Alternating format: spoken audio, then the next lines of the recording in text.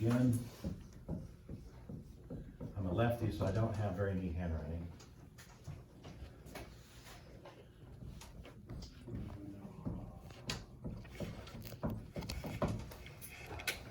So, in all industry, we have a combination of organizations that operate in society, and they're either classified largely as profit or nonprofit organizations. Most of industry in the marketplace are for-profit businesses. So, with few exceptions, most businesses that operate in the marketplace that you frequent, or that the businesses that you frequent, that they frequent, so business to business buying and selling, and it's not just customer to business, it's C2B and B2B. So all of those businesses are set up and designed as for-profit entities, and because of that, the IRS and the government and dozens of agencies, from the workplace agencies to the OSHA agencies that oversee the work site, and just on employment law and human resource law, and all of those agencies have standards that are that influence the for-profit companies and entities. They have sometimes different standards that influence the nonprofit corporations and agencies and non-government organizations. And so that's kind of where some of the differentiation takes place. It's not all of it, and it doesn't start there, nor does it end there. But here in the West, it is predicated on the financial model. So what we're talking about is the starting point for understanding both organizations is what we call the financial model.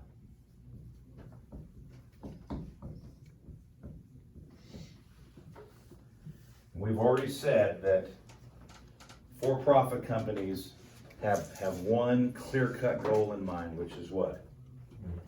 Yes, they have to have, and we gave it some names last time, they have to have net and surplus to survive, to thrive, to exist. If they don't have net and they don't have surplus, it's kind of hard to exist when you lose money year after year. You either have to borrow it, or you take out of your reserves and your balance sheet goes down, your equity goes down, or the owners have to cough it in, so their own personal investments, their own personal equity goes down. And sometimes that happens, and it happens a lot in the smaller business settings. But in the larger business settings, for those particularly that if they don't do well, a quarter or a year, that's not a bad thing. Couple years, there's life cycles, there's all kinds of industry cycles. But for the most part, we have to, as managers and business owners, we have to find ways to be able to sell product at a profit so that we can support our employees, meet our shareholders' needs, continue to thrive and do well. If we're publicly traded on the open markets, the NYSE and the NASDAQ and all those organizations, then that means more people buy our stock. And the more people that buy our stock in the public traded settings, it actually kicks back money into the corporations to be able to use for capital advancements. We don't see that in the private setting or the nonprofit setting. But we have to be able to make money, or we're simply going to go out of business. So you want to have a business. For the business to survive, it has to thrive. It has to make money. Otherwise, you go out of business. So we work real hard to run a good business so that we can continue to have a business, which is what we enjoy doing. And because of that, the decisions we make, the way we run the business, the things we do, we're always looking at what you call the bottom line. Now, there are people inside the organization, people like me who's a CFO type, or financial advisors, or there might be a series of folks that oversee the kind of the accounting and the bookkeeping and the financial side, the investment side, the insurance side. All of that is kind of managed by kind of your financial officers of the organization, and that's their sole purpose and role. is to make sure that they do the transactions well, they record it well, they give the data to the CEOs and the CFOs, and we make decisions on how to strategically advance the organization so that we can continue to grow and have a future. And so we are not service-minded, we sell. We're actually really sales-minded. We have to be able to sell our product, our service, our information, our events, our trainings, our publications, whatever it is we have to be able to sell it, sell well. So we put a lot of efforting into our marketing, advertising, promotions. We actually spend a lot of money in marketing. It's one of the larger departments, which gives us chances as sport managers to go work for the marketing departments of the organizations. And many of our students graduate out of our program and go work in college athletics and marketing, and in the private industry and marketing, and professional athletics and marketing. So I'll just give you a couple examples. We had a young man at 6-7 years ago interned with the Minnesota Twins, and he interned in their I think it's called Ancients Department, but that's where they collect memorabilia and then they turn around and sell it for the team. And they had just started that department a couple years ago. So he went in and worked directly under the manager for that, and they would go around and collect memorabilia. And for the Minnesota Twins, there was a ball player named Kirby Puckett who would often do things for them, and they would bring in some of the Hall of Famers who were older Twins players, or some of the more current ones, and they would get balls signed and t-shirts and autographs and do promotionals, and then they would go out into the public of life and try to buy back some of the memorabilia and then turn around and either have it or offer it back to the public. And they would do that to make money for the Twins. And he had a 6-month internship there, and they loved him so much he stayed through the end of the season. They hired him, and then he had the chance to go to the MLB headquarter office and actually work in the same department for all of MLB. He turned down that opportunity because he had other things in mind, but that would be one example. We had a young man that went to work for a professional soccer organization. This was been about 5 or 6 years ago, and he went straight to work in their marketing. It's called the Battery. Is that the? Yes. Where is that? Charleston. Yeah, Charleston Battery. He might still be there. So he got in right away, did an internship there. They loved him, they hired him, and man, he wasn't running the marketing department, but he was one of their 2 or 3, and he was doing sales and marketing and promotions, and everything he did, everything he touched turned to silver, which was great. And man, they just loved having him, and you know, just opportunities there. I can go on and name lots of examples. You know, if you're a promoter, a marketer, an advertiser, good social media, good with graphics design, most organizations in the for-profit sector we're always looking for new ways to figure out how to sell product, how to position product, how to place it in the minds of consumers. And so these go hand in hand. You may not like sales, but if you're oriented toward promotions and advertising and product placement, brand, it's called branding, brand management. Sales is a part of that. That's the completion of the transaction. But there are tons of opportunities in the sport profession for those of you that want to work and move up. Maybe one day you want to become a vice president or want to be a part owner of an organization or eventually own your own. And you got to get your foot in the door and begin to move up.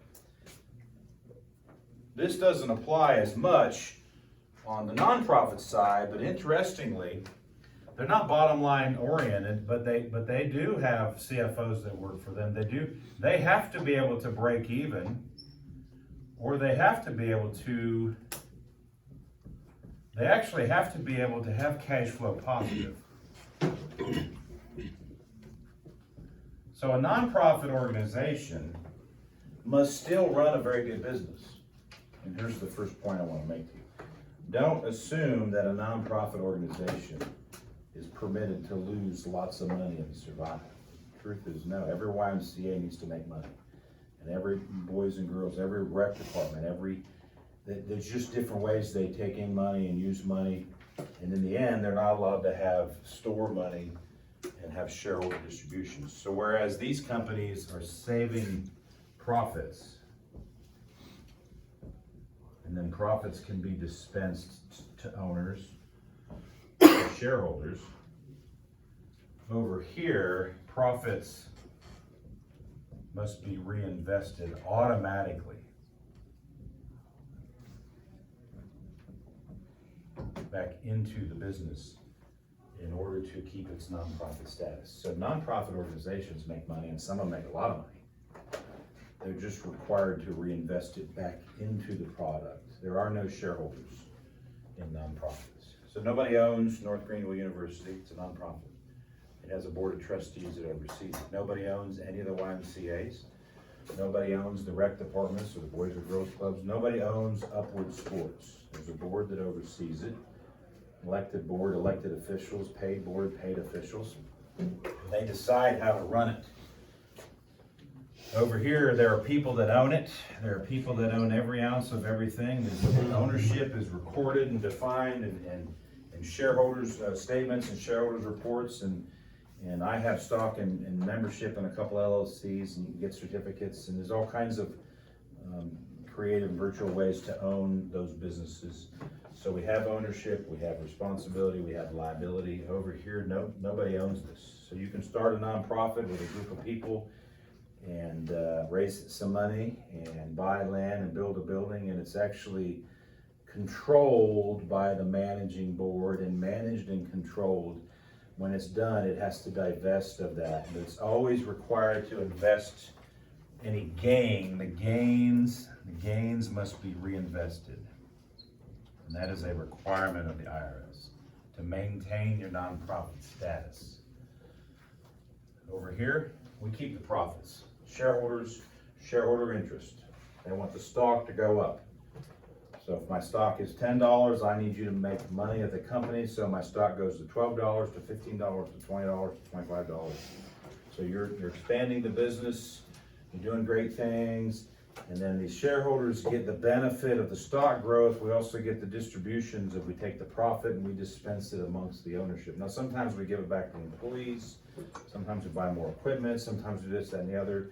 So even over here, profits can be dispensed in any number of ways. They can do what's called profit sharing with employees.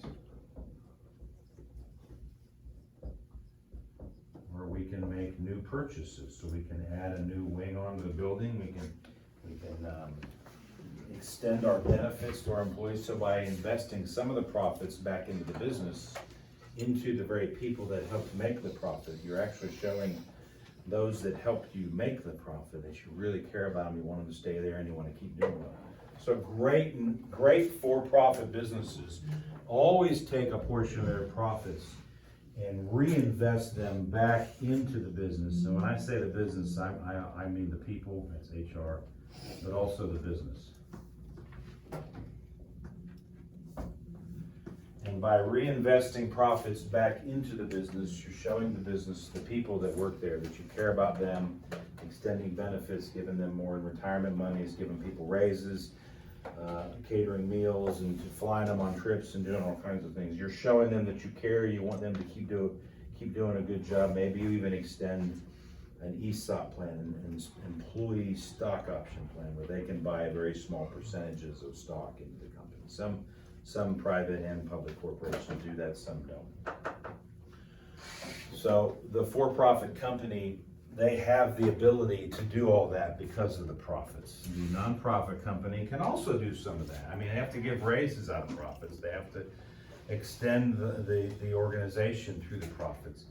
But it must all be reinvested back into the organization. So at the end of the year, when the tax returns are filed, every corporation has to do a tax return. Actually, we do quarterlies.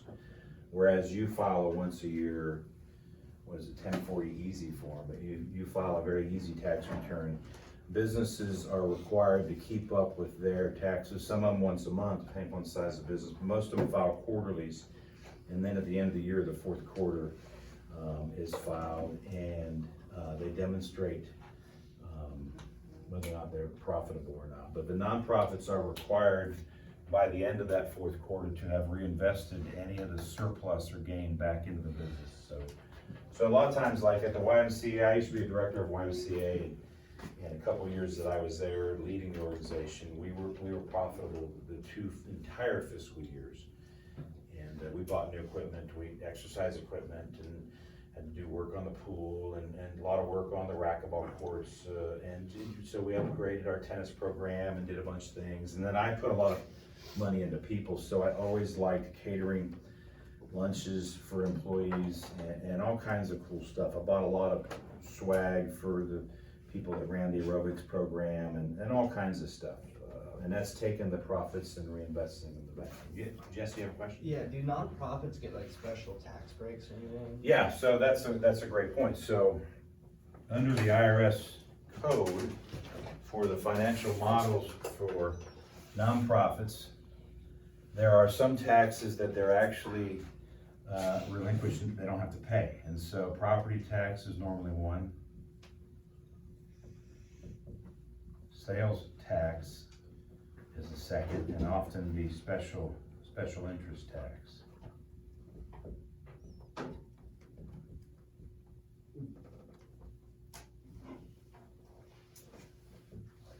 Tax. And they're not traditionally required to pay those. Now that's state to state, but what happens is when you get into local communities, local counties or local cities can pass a tax against a nonprofit or even a for-profit corporation. So a lot of times your local communities, which the tax dollars generate money back into the local government, they'll pass local taxes that certain local businesses are exempt from. So a lot of times they may get exemptions. And they may have to apply for them. And so sometimes those exemptions are what they have to apply for on a regular basis, or a irregular basis, and that doesn't mean they're always going to be granted.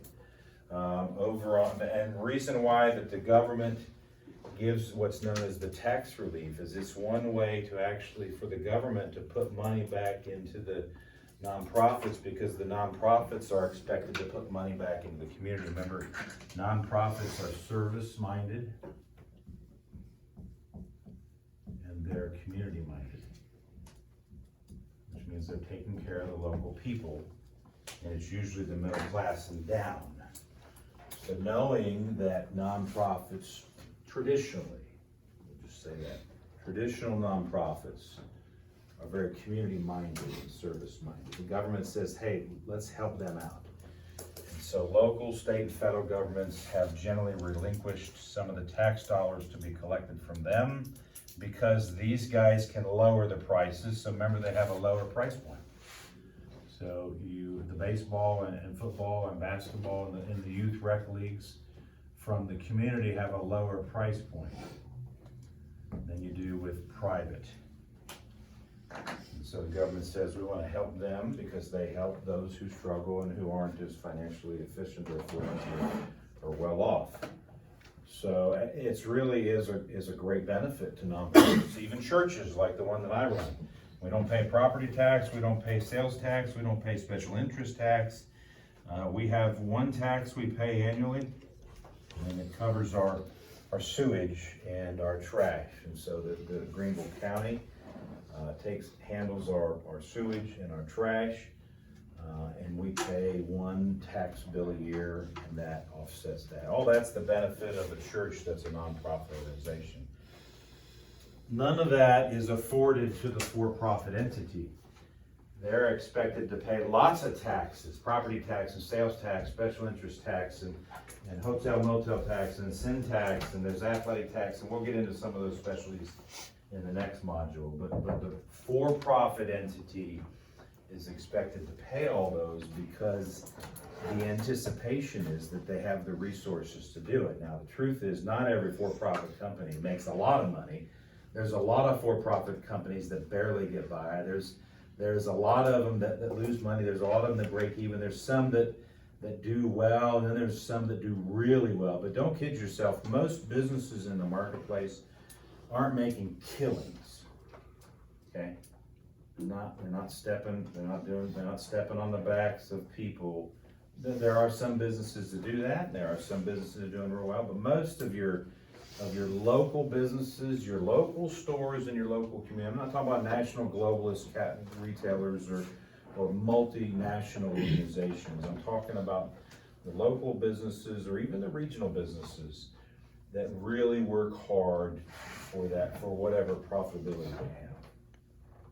And they even give back to the community. A lot of your for-profit ones, they're the ones who sponsor our sports at North Greenville and sponsors things with your YMCA and all your events that the rec department hosts. They go get sponsorships. It's those local for-profit companies that are sponsoring and endorsing and giving money to support. So they're constantly also giving back to the community, particularly the local for-profit companies. So these guys aren't the only one that are community-minded. These guys are very community-minded. Good question on taxes, I appreciate that.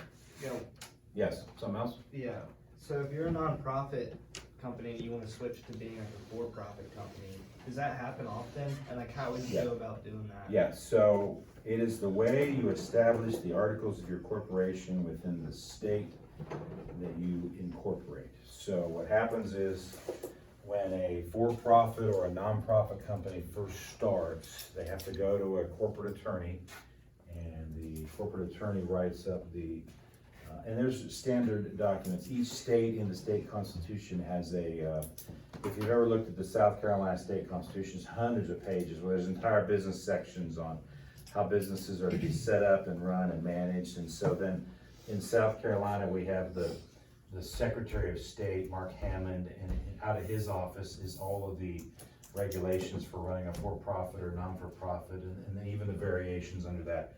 And so you would hire an attorney who's a corporate attorney, and they would get that information and give it to you. Of course, you would have been reading up on it ahead of time, because before you ever hire somebody $250 an hour to do this for you, you're gonna have really done your diligence and understand it. And then they're gonna sit down and you'll bring all this information to them. This is the name of the company, this is who are the bids of this, that's how much money I put in, this is what we're doing, so then they'll start to put together the documents to submit to the state you apply for a corporation. And if you meet all the parameters and have all the information filled out and the attorney's done it right, the state will get back to you and say, okay, you've been awarded on a temporary basis, we'll call it Klein Sports, and it's a nonprofit sport ministry. And so then not only have you been given to it, but now you're expected to do what it is you said you were gonna do to keep your nonprofit sports status. If you grow the business and you do things well and you wanna convert it to a for-profit company, then you go back to that attorney and they'll teach you how to spend a lot of money and convert it, or you'll create a for-profit arm. So you can have a for-profit and a nonprofit at the same time, which is a great segue into this. Or you can actually convert the for-profit into a nonprofit by having a nonprofit arm as well. So it's more costly to convert it, it's easier to start a separate one and extend it. So let's look at this document that I've given you. It's a great segue. So I talked briefly about the